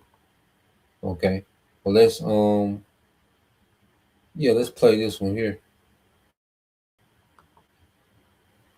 No, you ain't stepping in here. Sir, back what? This is my house. Get off my porch. You hear me? Nobody gets snatched from my table. That's right. Tell them. You want soul food, you pay like everybody else. How many more times do we need to spell it out? It's AI, you company, AI, you water it down. I told y'all last week, you can't be in here harassing my people. Man, there's a very simple illustration going on here. Absolutely not, stepping foot past this threshold. Aside. We have business or not, you're not on the list. Private property is private property. That is the law. You're not residents and you won't bully your way in here. We're federal agents. Not yours. I don't care. No, you ain't stepping in here. Sir, back what? This is my house. Get off my porch. You hear me? Nobody gets snatched from my table. That's right. Tell them. You want soul food, you pay like everybody else. How many more times do we need to spell it out? It's AI, you company, AI, you water it down. I told y'all last week, you can't be in here harassing my people. Man, the argument. There's a very simple illustration going on here. Absolutely not, stepping foot past this threshold. Aside. We have business or not, you're not on the list. Private property is private property. That is the law. You're not residents and you won't bully your way in here. We're federal agents. Not yours. I don't care. Yeah, man. So they, you know, they're pushing like it's some type of resistance. Okay, and they want you people to crash out with ICE.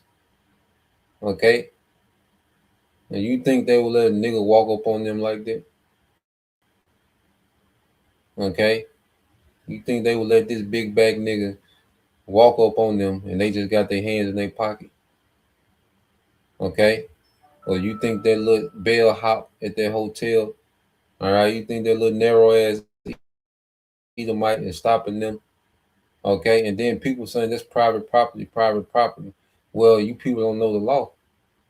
Okay, because according to the law, if you have a private property that's open to the public, well, federal law enforcement has jurisdiction on that private property. So if you have a restaurant, hotel, movie theater, stadium, park, okay, yeah, it can be privately owned, but if the public has access to it, then law enforcement has access to it. Okay, so just because you are on so-called private property, well, guess what? According to the law, the jurisdiction of federal law enforcement, okay, is able to enforce law on anything that's open to the public, whether it's privately owned or not. Okay, and Judge Napatano, if I'm saying it right, he did a rundown that on Redacted. You know, I did a video on it. You know, but I have to see if I can find it. But they call it something. I forgot what they call them type of buildings that's privately owned. Okay, and but they open to the public. You know, it's a certain terminology they use. You know, when dealing with that. But I got one more. You know, and I know this was short AI. You know, so this post ICE agents trying to gain access to private gyms. So let's see. Hold up. Back it up. Sir, we need to come inside. Members only. You don't belong here. Turn around. We're looking for someone. It's official business. Not in my lobby, you're not. Take it outside. Command. Hold up. Back it up. Sir, we need to come inside. Members only. You don't belong here. Turn around. We're looking for someone. It's official business. Not in my lobby, you're not. Take it outside. Command. Hold up. Back it up. Sir. Yeah, man. So, you know, a lot of this is just AI, you know, and they want a reaction out of the masses, man. You know, there's people on the comment board, you know, cheering, and, you know, they're doing more than Congress and all this and that, you know, but they want a reaction, man, and they want you niggas to crash out. They want you people to crash out, you know, and they want the insurrection act, which would justify them needing more force. Okay. I'm trying to see, did I have something else? I know I had quite a few. Oh, we get into that.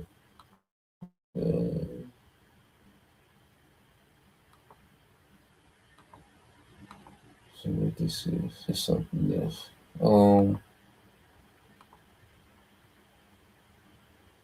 You know, so they're making a big thing out of this, man. Let's go here.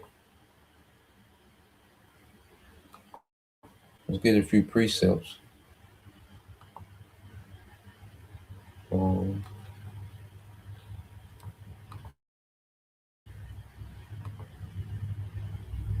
Yeah, man. See, we need a standard lifted, okay?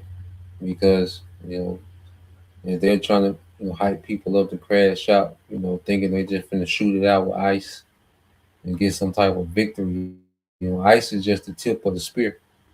Okay, you best believe is this devil trying to provoke you, that he got something else in store once he provokes you. Okay, it's just like a boxer that's a counter puncher. Okay, he's baiting you in to take a punch so he can open you up to his counter, what he want to do. So you best believe Esau already got that counter, okay, ready. You know, when he gets the reaction, okay, that he wants from the masses, man. This is the book of Psalms 33 and 16. It says, "There is no king saved by the multitude of an host. A mighty man is not delivered by much strength. Or horse is a vain thing for safety. Neither shall he deliver any by his great strength." Okay, so what we have to understand, the victory is in Yahweh Bashim Al Shah. You know, as everyone now, you know, wants to be this gun expert.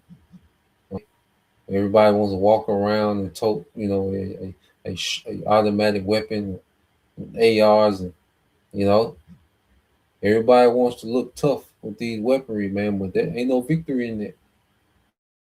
Okay, because Esau wants, you know, people to cancel each other out anyway. Okay, so this plays into his agenda of depopulation. Okay, so he wants civil unrest. He wants a purge-like atmosphere. You know, just like the brother said, you know, they and people not reacting like he wants, man. So he gonna have to put a plan in to shoot it out. You know, he gonna have to implant somebody to shoot it out with ice. You know, it said, "Behold, the eye of the Lord is upon them that fear Him, upon them that hope in His mercy." Okay, so the Lord is dealing with His hopeful elect.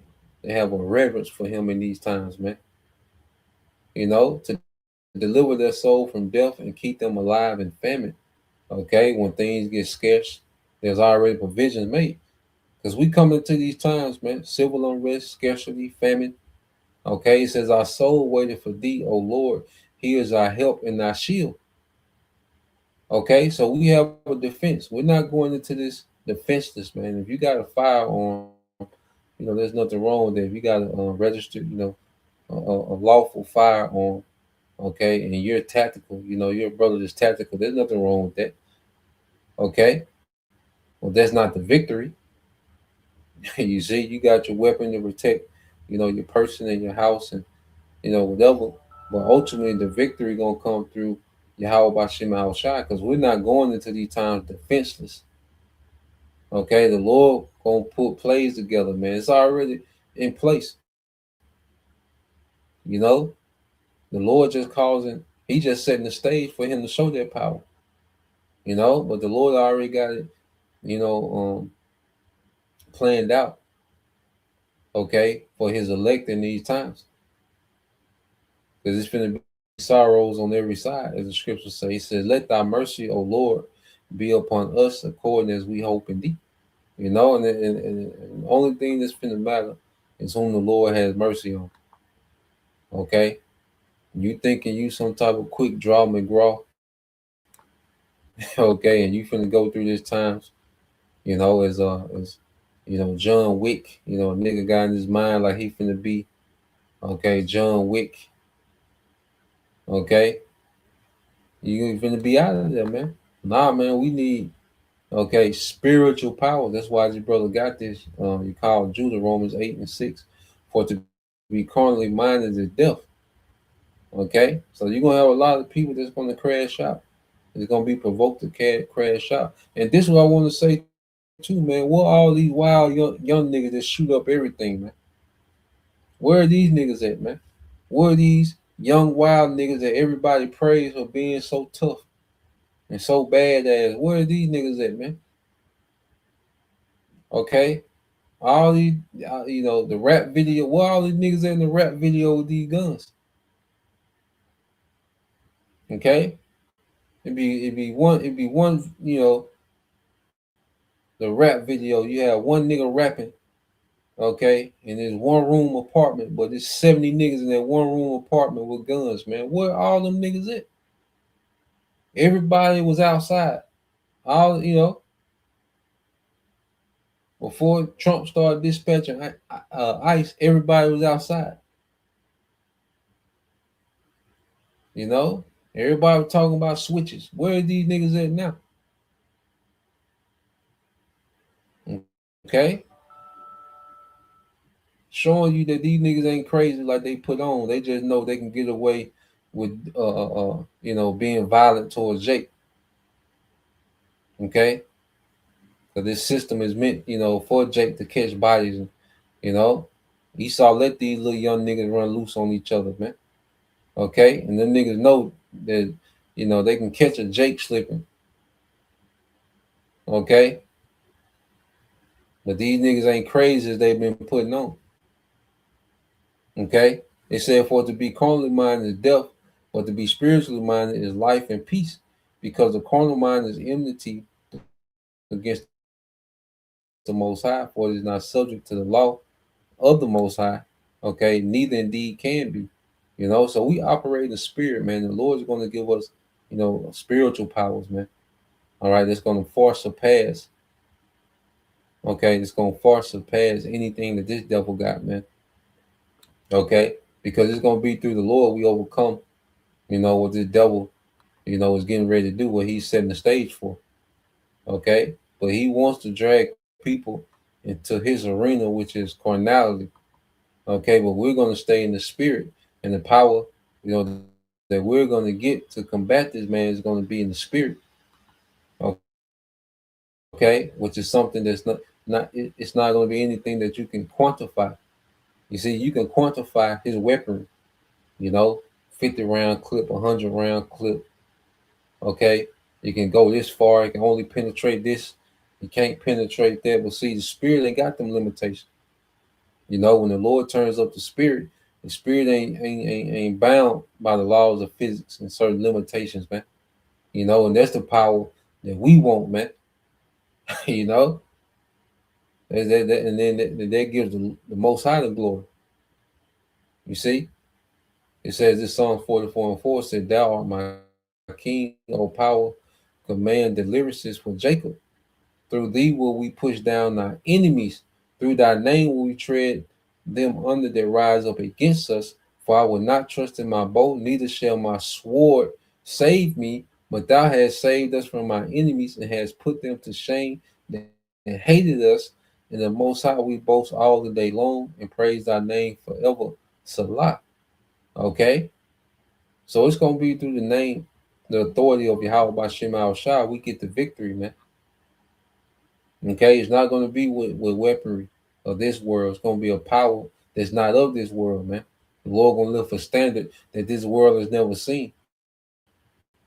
Okay? The glory of a gun, we seen it. Okay? What they on John Wick 5? Okay? You just seen the glory of a gun. Okay? Now it's time for the Lord to show his power, and it's going to be through his men. And the boast's going to be to the Most High. Okay? So we know, okay, matter of fact, let's go here. Let's get this in Isaiah.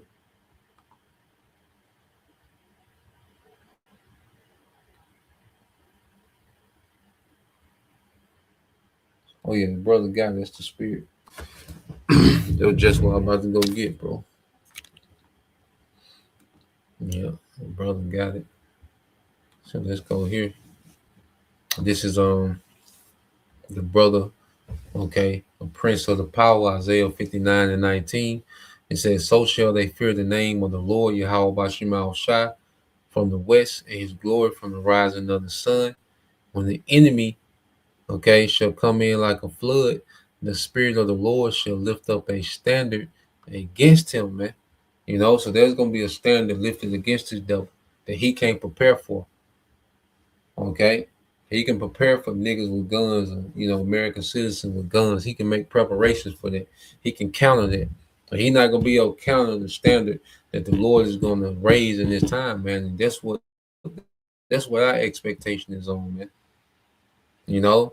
So yeah, like the Lord got us in a position to where we can sit back and watch these pawns just cancel each other out. Okay. And when the time come, all right, at the perfect timing, man, when the devil make his move with the prophets, the Most High gonna make his move with the standard. So yeah, that's the point. Just wanted to get into that. I say a few things going on. Just wanted to touch on a little bit of everything. So Lord will, you brothers, all right, and you sisters edified once again. I want to give all praise and glory unto Yahweh, Bahashem, Yahushua, Bahashem, Kakadash, and double honors unto the apostles and the elders of GMS who rule well, teach well, being great examples to his younger brothers. And peace and blessings, salutations, hopefully, shalom.